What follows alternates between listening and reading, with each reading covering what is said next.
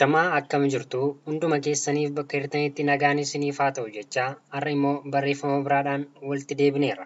Namtichi tokko waa'ee jireenyaa baruu barbaadee gara Waaqayyootti akkas jechuun dubbate. Yaa Waaqayyoo maali gatiin jireenyaa yookiis bu'aan jireenyaa kun jechuun gaafate. Waaqayyoos dhagaa tokko itti kennuun deemi gatii yookiis bu'aa dhagaan kun qabu barbaadi garuu hin gurguriin ittiin jedhe. Namtichis dhagicha fudhatee gara mana fuduraa deemuun gatii dhagaan sun baasu gaafate. Hojjetaan mana gurgurtaa fuduraas tukaana 12 fudhu dhagicha naaf kenni ittiin jedhe. Namtichis dhiifama ani gatii dhagaa kanaa baruuf malee gurguruuf miti akka hin gurgurrees Waaqni na abboomeera ittiin jedhe. Ammas achi deemuun warra kuduraa gurguran bira deeme. Isaan kuduraa gurguraniin akkas jechuun gaafate.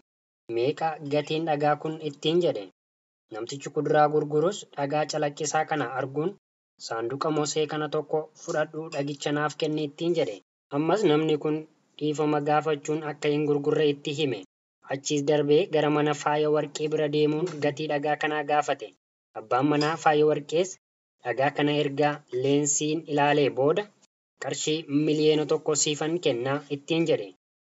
Yeroo kanas namtichi qaamni isaa ni hollate. Kanarraan kan ka'e abbaan manaa faaya warqee kunis miliyoona 10 siifan kennaa dhagicha garuu naaf kenne ittiin jedhe.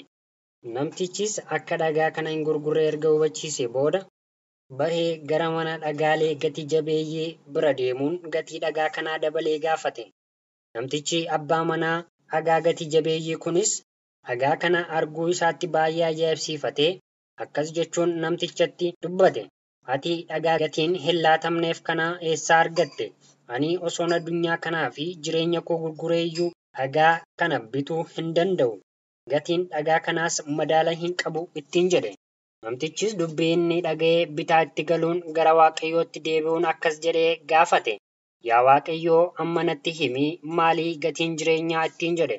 Waaqayyoos deebii ati warra kuduraaf fuduraa mana faaya warqee akkasumas immoo mana dhagaa gatii jabeeyyii biraa argattee hundi deebii waa'ee gatii jireenyaa ibsu ittiin jedhe. Egaa ati akka dhagaa gatii jabeessadha.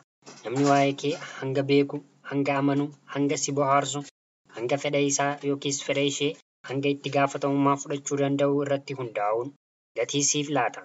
Akkasumas si madaala. Ati garuu hin sodaatiin akka gatiin kee guddaa fi tilmaama hin qabne beekuun sirra jiraata. Innis Waaqayyoo isa si uumedha. Fuula Waaqayyootti ati gatiin kee guddaadha. Namni kamiyyuu bakka kee bu'uu hin danda'u.